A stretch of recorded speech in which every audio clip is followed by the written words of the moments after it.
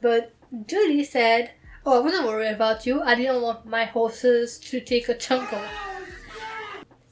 Greetings, this is your host Lavinia Asani, and in today's video we are going to continue on chapter 15 of the novel Snowblind by author Cassie Miles. So grab yourself your cup of tea or coffee or hot cocoa and join me.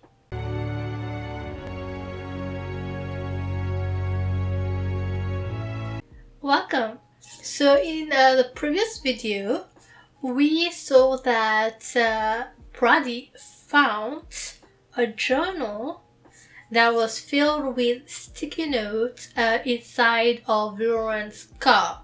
He was not supposed to be there, and the case was already handed over to the CBI, which stood for Colorado Bureau Investigation. So he decided that, by he I mean Brady, decided that it would be wise to look through the journal first and then hand it over to the CBI. But he made sure to follow protocol at least as much as he could and took some pictures before touching the journal.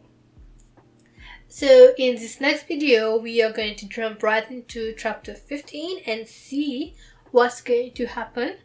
I'm not certain what's inside of the journal, but I'm hoping for something spicy, for something that's gonna break open the case for them and get Brady plunged into the investigation with the CBI people.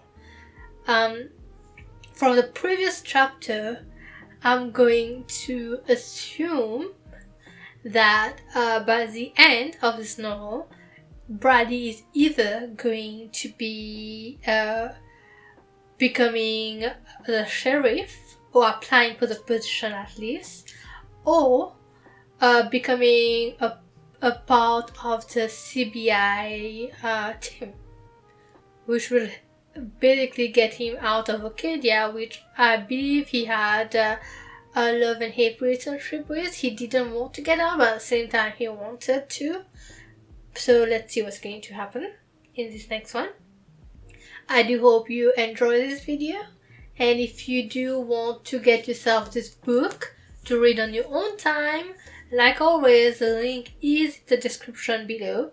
So go ahead and check the book out, leave a review for the author, and let her know how much you appreciate her novel and her writing. So let's get right to it.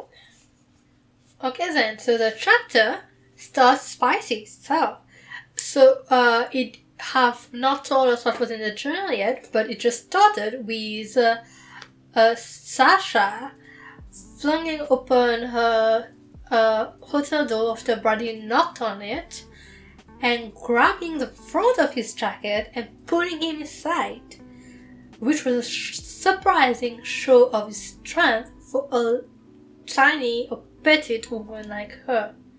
"I'm staying with you tonight," she announced. "I'm all packed and ready to go. We can drop my suitcase off at your cabin after the meeting at Julie's." Fine with me. Better than fine. This was exactly what he wanted. "What changed your mind?" Brady asked. So that was directly right into it. I was expecting something about the journal, but here we go. That's still good. Still good. It seemed that one night alone in the hotel freaked Sasha out. She was like, "I don't want to be accessible to these people. Last night, Moreno showed up at my door. Then, I got a call from Andrea begging me to come up to her room." She really laid on the guilt, talking about how it's so hard to be a woman working in a man's world, how ambition killed her cousin. "Maybe I should have gone to her, but I was too scared." And Brady was just like me and like, that was a smart move. Guilty or not, or how guilty Andrea felt, she had to be safe. There was no telling what was up there in the room, waiting for her while she went up to help Andrea. Sasha did not feel safe in that hotel, particularly since she saw a woman getting killed in that hotel. The hotel did not exactly scream "Home Sweet Home" to her, and she was too nervous to call for room service in the morning, which meant she didn't eat. She just attacked the minibar and had a couple of granola bars and some orange juice. Brady reassured Sasha, telling her that there's enough food at the ranch for her to fill her stomach. Okay, so that's a bit of a weird part here. Before they left the room, Brady inhaled a deep breath and said, "Peaches, smells like peaches," which was Sasha's shampoo, but to me that's a bit of a weird part to add to the writing, but whatever is good for the author, I guess. As they were leaving and the light was shining on Sasha's golden hair, Brady, just for a moment, pretended like they were not in the middle of a murder investigation. Instead, he imagined that they were actually a couple on a vacation and just spending some time alone. Which, if you ask me, is a part of the character development. That's why I pointed it out, because I felt like it was important for the development of their relationship to just pinpoint just bits and pieces of thoughts from each character that's going to accumulate later on to make them fall in love with each other. When they left the room, Moreno broke from his group of followers and came towards Sasha and Brady. Brady kept his eyes on him, trying to see what was his intention, and Moreno didn't even blink once. He was approaching them actually approaching Sasha, circling her like a white shark, great white shark. Jeez, can't speak, I guess. Dropping his mesmerizing gaze, I don't know how mesmerizing gaze looks like, but on Sasha, he asked, "How did you sleep?" Being her polite self, Sasha said, "Well enough, and how about yourself? Or how about you?" Moreno, being his extravagant self, was like, "I require 2 meditation sessions to relax my mind enough to achieve REM sleep. It's a difficult process to achieve when there's murder. The energy in the hotel needs a psychic adjustment." Sasha joked and said, "Better not let Reinhard hear that." Especially not while he was getting ready for the grand opening. Moreno continued with, "I was concerned about you," which, just like it got Brady a protective sense on high alert, is making my senses on high alert too, because it just seems fake to me. That's all. So, Brady was like, if Moreno as much as touched Sasha, he'd knock the groove flat on his buttocks. That's funny. Continuing on his concern act, Moreno suggested to Sasha to come stay with him at the Jim Birch Dude Ranch, since he was moving from the place and didn't want Sasha to be unprotected, because he didn't feel like the place was safe anymore. But before suggesting that, Sam Moreno kind of sweetened his word with saying how great Sasha is, especially for her age, and how if she wants to have more progress in her life, she needs to find an alternative, and that he doesn't want to see her hurt. That's why she should accompany him at the dude ranch and stay with them. But Sasha responded with the fact that she had made other arrangements. But San Marino wasn't giving up. He was like, please reconsider, you will be safe with me. And that he had his best interests at heart. Brady inserted himself between them. She's made plan. Back off. San Marino's eyes flared with anger. He was not used to people saying no to him or people defying him. The corner of his mouth twisted into a scowl. He turned his shoulder to exclude Brady, so like kind of like putting a barrier, and spoke directly to Sasha and said that if you need me, I'll be there for you. Then he just pivoted and went back to his flock of crows. In a low voice, Brady said, I don't trust this guy. No, you don't. You pretty much don't like him. Which Sasha agreed with. Since Brady was not accustomed with San Marino's usual line and all his meditation and all that stuff, he asked Sasha what he was talking about. What was he saying? What was he talking about? Her ambition. Which Sasha quickly reiterated, saying that it was his usual line, if you can conceive it, you can achieve it. Taking her elbow and walking her through the lobby, Brady asked Sasha, do you believe that? Which Sasha did. That's the thing about Moreno, most of his philosophy makes sense, and I like taking positive approach. But you can't control everything. Sometimes you win, sometimes you lose. And sometimes you look through a window and see a murder being committed. That's funny.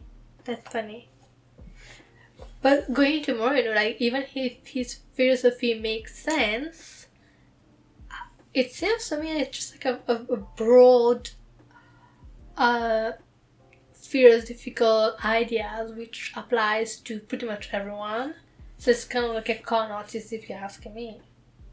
As they were going across the lobby, Brady spotted Sheriff McKinley with two strangers carrying suitcases, which Brady assumed actually figured out was two CBI people.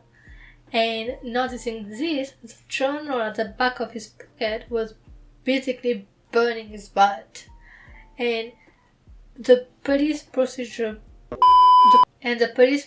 procedure dictated that he turned the evidence over to them, but he wanted a chance to look at it first. So he hustled Sasha over to the exit, hoping to avoid the agent. Because if he didn't see them, he didn't turn the evidence over. But Sasha wanted a cup of coffee. And even though Brady said that they could probably stop at the diner and get one, Sasha, not knowing that Brady was trying to not meet the agent, veered towards the espresso kiosk that sat near the black marble waterfall. And said that the aroma is calling to me. Yeah, and then the cops is gonna call you too. Keeping his back to the check-in desk, he went to the kiosk. With any luck, they could grab the coffee and get the hell out of the lobby before the sheriff saw him. If Brady were introduced to the CBI agent, he would not have any excuse for not handing over Lauren's notebook. He would be purposely obstructing the investigation. But I don't think good luck is on his side, if you ask me. Let's see what happens. Like I said, good luck was not on his side. While they were or while Sasha was ordering her extra large double shot caramel macchiato with soy milk and a low-fat blueberry muffin, Brady felt a tap on his shoulder. When he turned around, Sheriff McKinley was standing behind him with two men in conservative jackets by his side. Conservative jackets and sunglasses. So McKinley introduced Deputy Brady to Agent Colton and Agent Zito from the CBI. As much as Brady hated being seen, he shook their hand and tried to tell his son that he wasn't really lying. Yes, he was withholding evidence, but it was only temporarily. Sooner or later, he handed over the notebook. Pleased to meet you. When they introduced Sasha to the agent, her beaming smile lightened the mood, which I believe from this meant that Brady was a bit more relaxed, because we can see here that he was not going to hand the evidence over yet. Agent Zito held her hand for a few seconds too long. I'm assuming this is from Brady's point of view, because any man holding Sasha's hand too long, he will notice. Agent Zito said that he will want a statement from Sasha later on, which Sasha said no problem, but right now she had to run because she had a meeting with the resort investor, but later on she'll be available. As they were leaving, Brady knew he'd be seeing those agents again, and by then he would have to come up with an excuse as to why he withheld evidence. And even though there might not be anything useful in those pages, and he could ignore the notebook altogether, this was not how police procedure worked, and he had to take responsibility. Now he had already done it, he had to take responsibility for what's to come. Remember from the previous chapter, Brady mentioned that a storm was coming, so now in this chapter we see that the temperature had already dropped and snowflakes were dotting the air. So I'm guessing in this chapter itself there might be a storm coming. So we'll see. As they were going to the ranch, Sasha asked if there was anything new with the case, which Brady pointed out that no, nothing that he knew of, and Sasha asked, what does that mean? Brady's natural inclination was to just keep his mouth shut and not tell her anything, but he figured when Agent Zito will interview Sasha, she will know. So he just informed Sasha that he was off the case. Why? Why? Sasha asked. The sheriff handed jurisdiction to the FBI. They have better resources. What about me? Are you still my bodyguard? You bet I am. He demanded that position. McKinley wanted to assign Brady to traffic duty, but he flat out refused. Sasha needed his full-time protection. I bet she did. She needed full-time protection and full-time everything else, I guess. And even if Brady hadn't been attracted to Sasha, he honestly believed that his duty was to protect and serve. And for whoever the witness might have been, he would have done the same thing.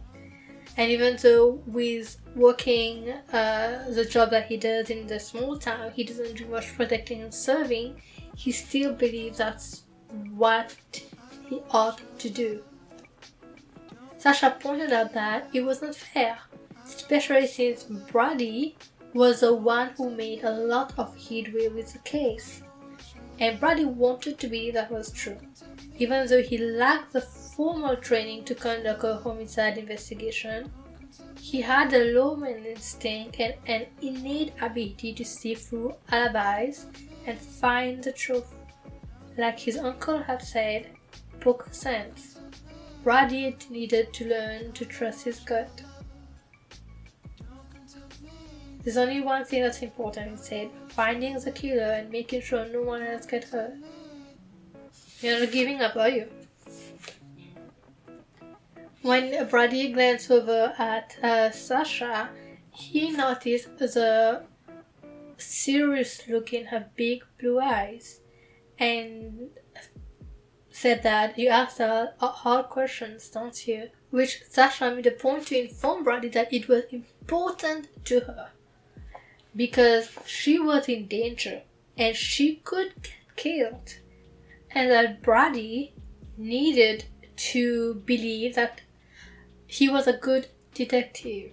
Even if she didn't want to sound like Sam Moreno, Brady needed to believe that he was actually good at what he does and that he should not quit. Looking at, well, actually not looking, but hearing her say that, Brady finally said that, okay, I'll try to work with the CBI people. But did he have a choice in that? I'm not sure. Also, as pointed out here, Brady was intertwined with the case from the very start he answered that 911 call. He had the witness on one hand, which was protecting, plus one of the suspects was his great uncle. Not actually suspect, but he was involved with the suspect. So he was basically in the middle of it. As such, even if he wanted to, he could not quit this investigation. Now we switch scene. We go into the living room of Uncle Judy, where Brady stood at the very back watching everyone, making sure Sasha was safe, as they were all gathered in the huge front room at the big house on the ranch. Moreno sat on a heavy leather chair that looked like a throne, while three of his minions perched in a row on the sofa drinking herbal tea. Katie Cook and her distinguished white-haired husband shared a love seat. Reinhardt, looking as tense as a clenched fist, sprawled on another sofa, with Andrea Tatt sitting as far away from him as she could at the opposite end. I guess Andrea and Reinhardt had a little fight the previous night, and Sasha had set up the computer with Damien looking facing them, so he was near the table. He was on a table near the fireplace.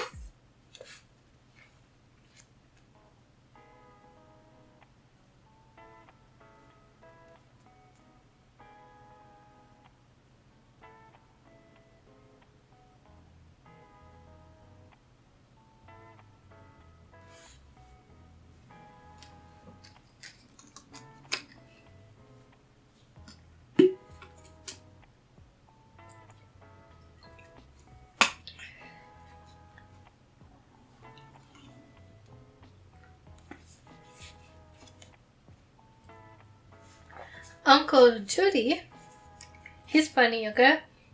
Uncle Judy said that he was planning on having all of them hike on a horse to see the mountain so that he could appreciate the resources he was trying to save.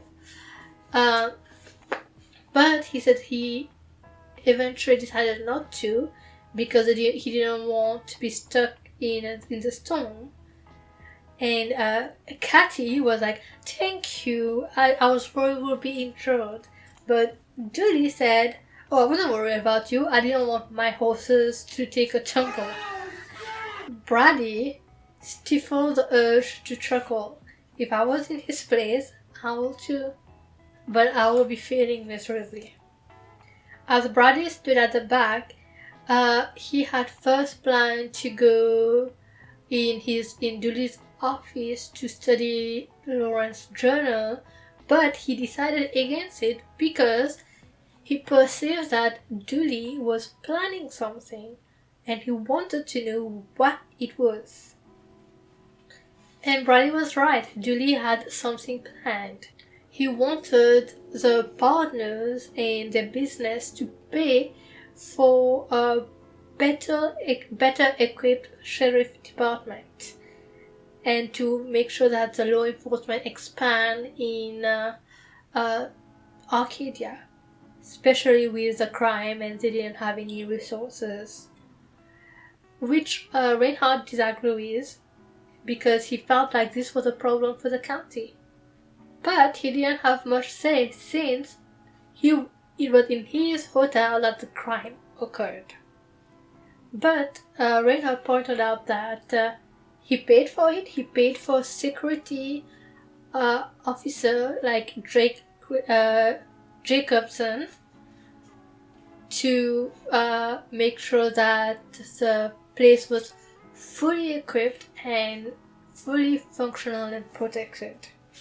Instead, an idea came up. Reinhardt proposed that instead of funding the local law enforcement, they should hire Jacobson to handle security for all the ski resort property, including the condos, even though most of them already had their security company. Liking this idea, Kathy Cook pitched that it would be important for the ice rink, and Moreno said that the outlying areas, especially towards his dude ranch that he's trying to buy, should also have that same security advantage. It seems like everybody liked that idea. Instead of Dooley and Brady, Reinhardt spread his hand in an expansive gesture and pointed out that Jacobson is a pro and he could set up a police force that would make sure this section, like the Arcadia section, will be the most protected area in Colorado. But Brady did not like that idea one bit. He believed the idea of a private police force should be nipped in the bud, and if Dooley didn't say anything soon, he was going to have to step forward and put a stop to it. But everyone around her was going on and on about how celebrities and famous athletes were going to come to this area and they needed it protected. Dooley met Brady's case and gave him a grin and said, "Let's hear what Deputy Brady Ellis has to say." Stepping away from the wall, Brady mentioned that even though he appreciated Jacobson's skill set and that Jacobson was a hero and he was very talented, but having the Arcadia partners setting up their own private vigilante force was a very bad idea, that they cannot station armed guards on every street corners and they will not want to do that, which Kathy Cook agreed with, because Arcadia was about fun and recreation. But she also pitched the idea that she knew many athletes from Russia and China whose bodyguards are very subtle, and that you should consult with them so that they will know how to have a more discreet, secured area. But Brady ignored Kathy and made sure that they understood the sheriff department works just fine. The 911 system is quite efficient, and that the efforts are well coordinated with mountain rescue, helicopter evacuation, and ambulance services. But Dooley still had a point. They could use more personnel, more equipment, and more funding. But Reinhardt said that if he was going to pay for it, for the funding and everything, he wants to be in charge, which was exactly why a private police force wasn't going to work, Dewey said in his deceptively soft drawl. If you run the police, it puts you above the law, logically. Reinhardt was like, what are you saying? Like, dumb, what are you saying? You're the suspect in this murder. Surging to his feet, Reinhardt was like, wrongly accused. I've been wrongly accused. Cathy Cook jumped right in and said that she understood why the police was looking at him, since Lauren was his ex-wife. And she sounded almost too cheerful. I didn't kill her. Tell them, Andrea. Without looking up, she murmured, he was with me. So now we got from trying to fund the local law enforcement to trying to build a private police force to trying to fund it again, and now to the murder case. And since Damien is there, I'm thinking Damien is going to put a stop to it soon. Reinhardt made sure that they understood that even though they were divorced, he respected Lauren and he did not hate her. And that Lauren was more than a wife. And even though she was not a good salesperson, she was a great bookkeeper. Standing up, Sasha got everybody's attention and said that Damien had something to say. But Moreno stopped her and said that he wanted to hear more from Reinhardt. Since he's charged with murder, it is going to tarnish all of their reputation. Reinhardt jumped right back in. What murder charges? He snapped. I heard the police were about to arrest you. You heard wrong. Sasha got their attention again. Excuse me, please take a seat, she said loudly. Grumbling like kids, they did what she asked. So she turned up the volume so that Damien's voice could be loud for them to hear. And he thanked Sasha why all of the members were mumbling in hostile response.